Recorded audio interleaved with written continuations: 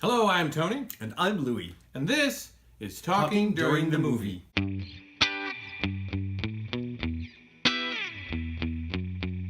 It's the Talking During the Movie podcast with your hosts, Louie Gravance and Tony Whitten. All right. This week, the summer blockbuster that's on everyone's mind, or at least people that are kind of nerdy and dorky and geeky as we are, Suicide Squad from DC. I have no idea. I would not place a bet on how this took you. Yeah? I have guess? I have no idea. Really? I really don't. I could see it going either way. Yeah? Yeah. Do you know how I'm going to go? No, honestly, no. I can't. You don't have any idea? Okay. No. Again, I would. You're going to show me yours, I'll show you mine. I'd place even money. We'll play our cards down on 3, yeah? Well, go. Go? Yeah. Well, to me, it's a little bit like the Ghostbusters movie. No. It's not bad. It's not great. It's kind of in the middle. There's That's how I give it a like 2.5 stars out of 4 if I had to rate it there. Yeah, it could have been much worse. And I think it started off really strong. I was like, all right, and then somewhere in the middle, it got muddy, it got lost. There were a couple like glaring plot holes that I noticed like while I'm watching it. This is not a spoiler, but I do have a question. How did Harley Quinn get a cell phone and getting messages? That's like a major plot hole. In a helicopter all of a sudden. No, well, there's how? There's stuff. But that's anyway, yeah. Sorry. But go ahead. But the reason why is a plot hole. I'm like, nah, it never would. Well, you know what it is. In a movie that's already stretching believability. It's 17 minutes excised, is what it is. It's about 20 minutes too long too. Yeah. No, see, I don't know what's happening. Maybe I'm getting older and softer, but what? I liked this more than you did. Yeah. Now I'm going to agree. Like, it's not bad. I'm going to agree that it's not a home run by any means, and it is a mess. Mm-hmm. There's a lot of mess in there, but there's a lot that's good. I enjoy the different color palette. I enjoy the purples and the greens and the pinks and the. It's got a very definite art direction. Yes. And I enjoyed it, and I enjoyed that it came in at 2 hours and 3 minutes and did not kick in for another act. I enjoyed that, and I saw real promise in the performances. Now, it's a mess. It's a mess, but of the DC Universe movies, the Batman versus Superman thing and all that, I think it's superior. Really? Don't you? To Batman versus Superman? Superman? I absolutely think it's a superior film. To me, it's right around that same kind of... I could see this movie again, and will see this again. The idea if you said, okay, I'm going to go see Batman versus Superman again. I don't need to see Batman. No. But I don't need to see this movie again either. Yeah. To me, again, it suffers from that we are setting up something. It definitely has that feel for it, where I didn't get that feel from like Iron Man 2, even though that wasn't the best film, you know? I think the problem is very simple. simple. Thor. This is going to be simplistic, but this is the problem. It wants to be Deadpool. It wants to be, it's... This was a hard PG-13. First of all, it should have been an R. It should have been an R. They should have gone for it. And they should have just done it and added the cuss words and some naked breasts. And then I think it had that feel. It was missing. It was practically missing that. I absolutely agree with that. That I said, I even wrote that review. I'm going to say something that I've never said before. I think this movie needed more cussing and boobs. That's what it was pretty much going for, but I think someone high up made the decision like, you got to make it PG-13. Right. And for whatever executive reason. Well, I guess it wasn't an artistic reason. So that the universe would be consistent, but I'm not sure they should have done that. I think look, it's about bad villains. It's about here's the thing. It's about bad villains becoming heroes, but mercenaries. It's about sidekicks and B-lister villains, though. They just cobble them all together. I think they tried to get a bunch of B-list characters, and then if they assemble enough of them, it would make an A-list. But it's still Harley Quinn is not the main villain. But it's more about her than it is about the Joker. I liked her a lot. It's a fun character. I've always liked that character. But if you're going to make a Harley Quinn movie, then you have to make it about her. Well, you can't have the other people in it. I think there was, from what I understand, there was Killer more. Croc is so way down on the list of Batman rogues. Killer Croc. And We're talking they about put him in Killer there. Croc. Exactly. So I think they just with a straight face, and we're not talking about Yeah. the shoes. I didn't think the villain was that badass either. I like the witch I feel thing. very similar about this the way I do about Ghostbusters. I feel like a lot of the same stuff is coming to mind. Is like, could have been worse. Not great.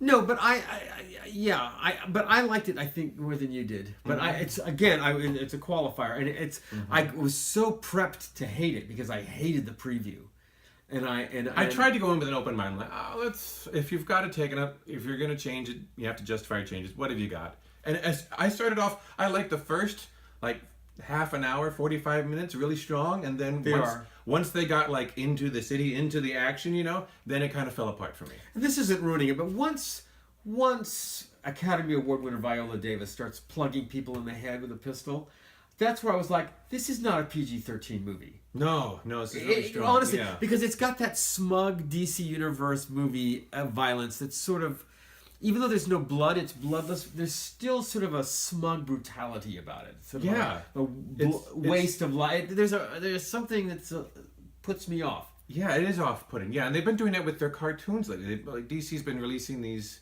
almost like direct-to-video, and it's just like action sequence that goes to the next action sequence, and almost for no reason, and excessive violence just to make it more gritty, just to make it more adult. Jared Leto, up, down. What did you think of the Joker thing? Well, I liked Joker. It's weird that they made him this kind of.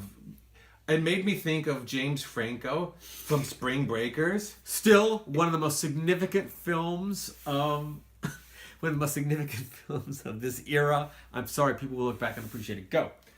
It reminded me of that. If you just took that and then put it on acid and then dumped it in a vat of chemicals, with the grill and all the cane and the jewelry, it's an interesting take on it. And I thought he himself as Joker did fine, but I feel like the movie should have been the lead villain, and then he has his cohorts, because then you've got a tentpole. Well, in the director's cut, I understand there'll be more of him because they tested this movie apparently, and it was no. So they did reshoots, they did a lot, and clearly he's gone. That was supposed to be a bigger deal. But clearly, and you have this feeling like a chunk. Yeah, but was taken out, and you don't mind. Joker's the main villain, though, in this pantheon. If you think Batman villain, the first name that comes to your mind is Joker. So if you're not going to use it, then there has to be a reason for it. If it's about the villains, why not use the main one? I liked him. I thought it was an interesting take, and I was willing to go there. Well, I'm just saying, if you're going to choose a lesser known villain like the first Batman did, the Batman Begins. They choose a very obscure villain. Most people don't know about Ra's al Ghul from the Batman list of rogues, but they made it for a reason. He became this very interesting villain, and they bumped him up to it. And then they saved the Joker for the second part, which worked out brilliantly.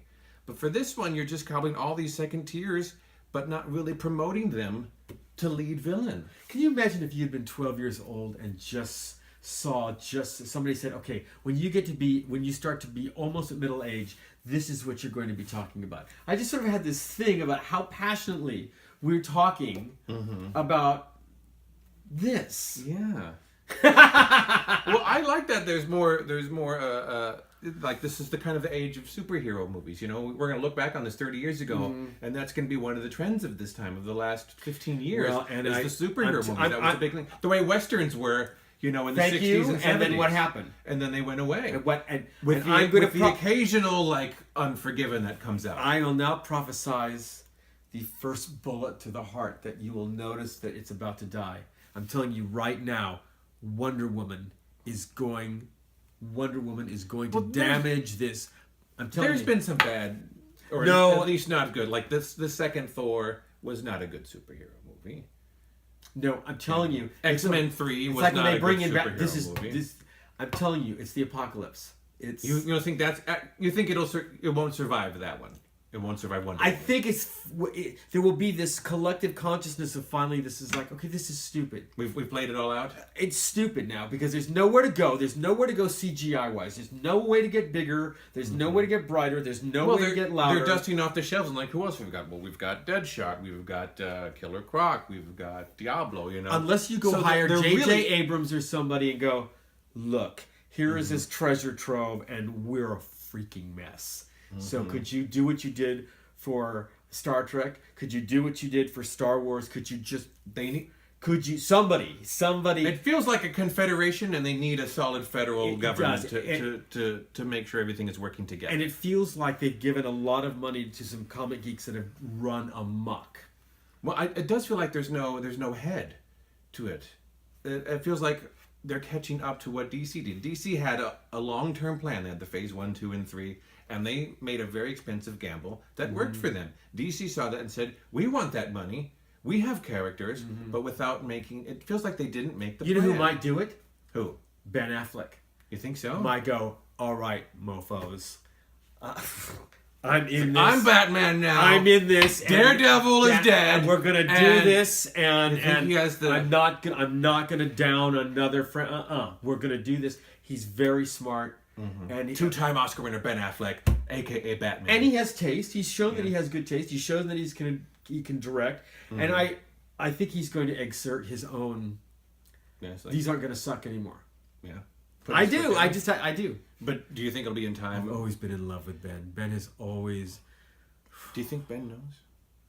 I wish I don't want him to know because it would ruin the relationship we have. It's better here than it would ever be in real life. I just don't. It's just Okay. I don't want to be Okay. creepy. Maybe, but do you think he could take it over in time to like save Wonder Woman? Yeah, I'm telling you. Or is he going to keep it on life support? Hear me, verily, this vote? verily, I say unto you, the Wonder Woman thing is equivalent to when Batgirl showed up on the TV series of Batman. It's a killer, man. It's a killer. It's The original? It's The just like campy one? when Batgirl showed up in the the George Clooney? Yeah. It's a killer, man. It's a killer. And I know this is going to be sound anti-feminist, but there's some. It does a little bit, actually. I yeah. know, but see, they've done a great job with this with the Marvel girls, ladies. It works. You buy it. You da. But you get her out there, the Wonder Woman, in that bra and the hair and the thing and the shorts, and it's just there's too many. I don't feel that the women. I can't believe we're talking about this like it's freaking Gone with the Wind. But the women in the Marvel, the women with superpowers in the Marvel universe are not just objectified. They're cool. You know? Yeah, kind of And like they- Scarlet Witch, Black Widow. And they balance it really good because they are hot. They're all hot. yeah. But you know Well, what I so mean? are the guys, too. I mean, Thor Right. and Captain America. These are beautiful people. Right. Yeah. The Wonder Woman thing, every time I get a look at it, it just is sort of like pulling the curtain back on the wizard. It's like, oh God, no, this is ridiculous. Well, to me, I think if they did it, it would be the Aquaman movie. If they make a standalone Aquaman They movie, are. that's a hard sell. Because we can't relate to someone who lives in the ocean. As opposed to someone who comes from, That's the savior complex. Religion is built around that. okay, but you someone- have a point. Yeah. But an idiotic Yeah, one. these are people right, but we cannot relate to an oceanic world. Well, I not can, not very maybe. easily anyway. I'm not saying it can't be done. Yeah. I'm not saying they could not do it. I'm saying that's a hard sell. You have a much higher chance of screwing it up and trying to make Aquaman be cool. He's been the butt of jokes for 30 years. They know. So. They know. This thing is going to, after this great opening weekend, is going to go. I believe. I think it's making a ton of money.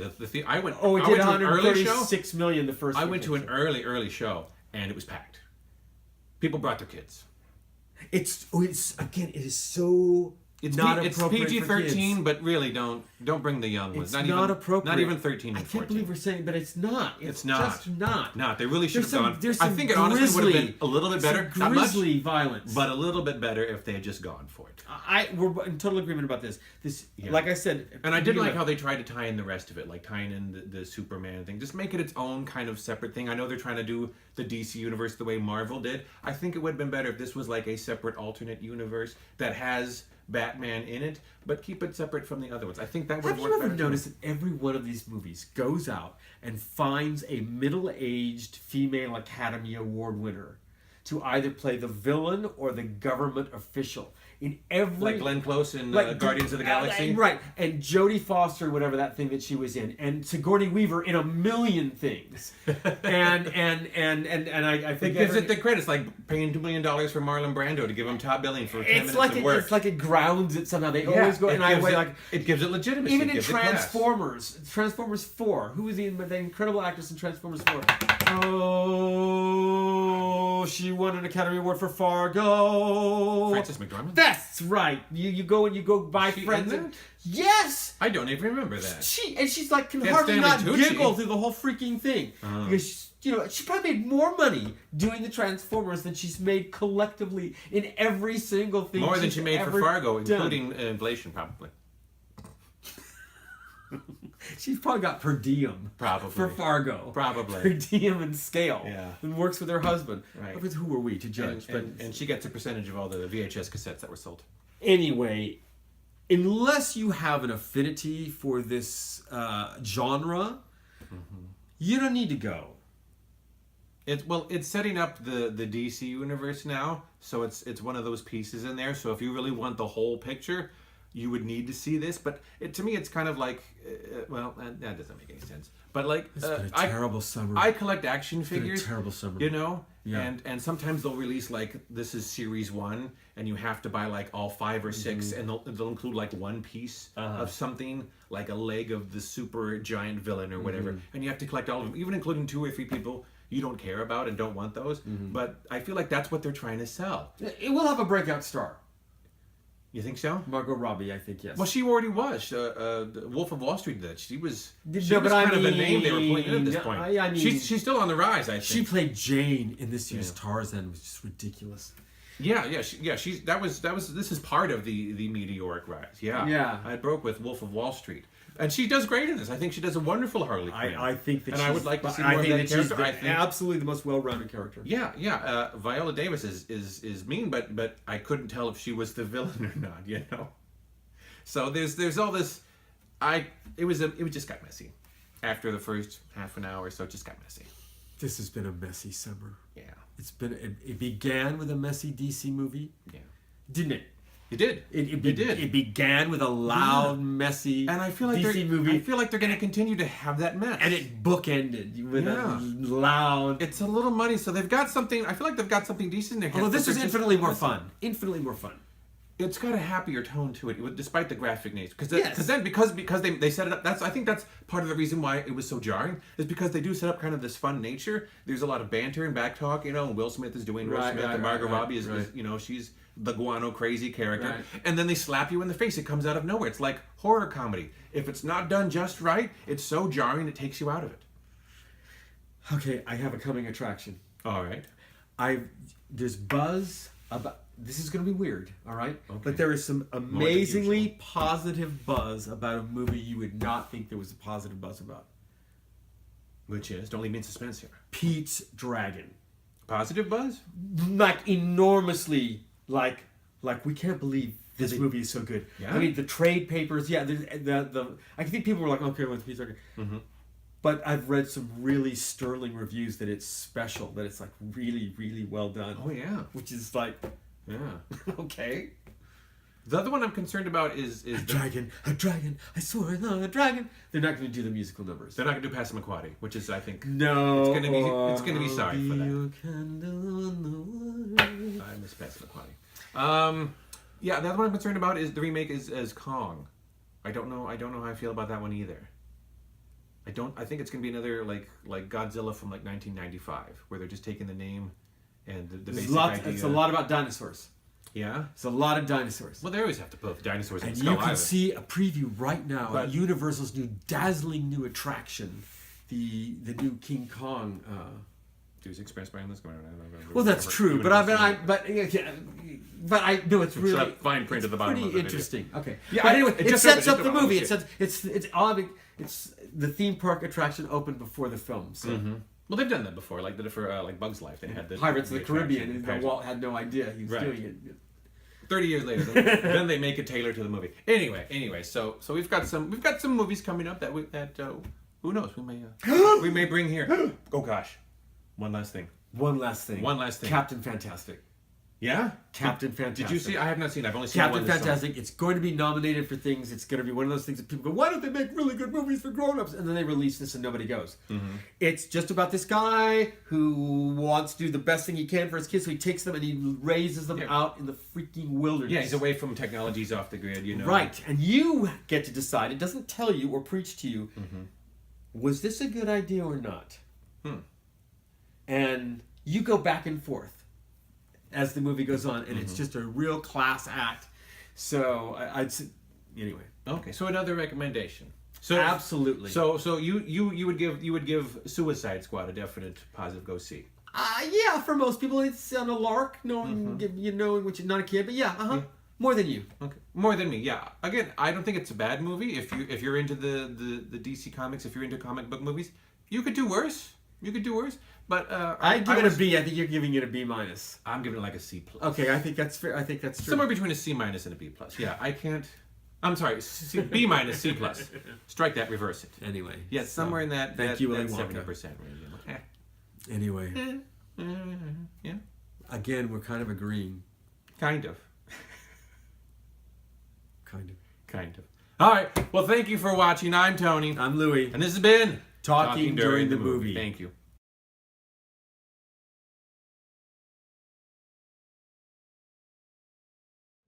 I'm telling you, I think Ben Affleck is going to grab this thing by the ears. And... You think he needs to? Yeah. By the bad ears? Yeah. That's what I think he needs to do. Excellent.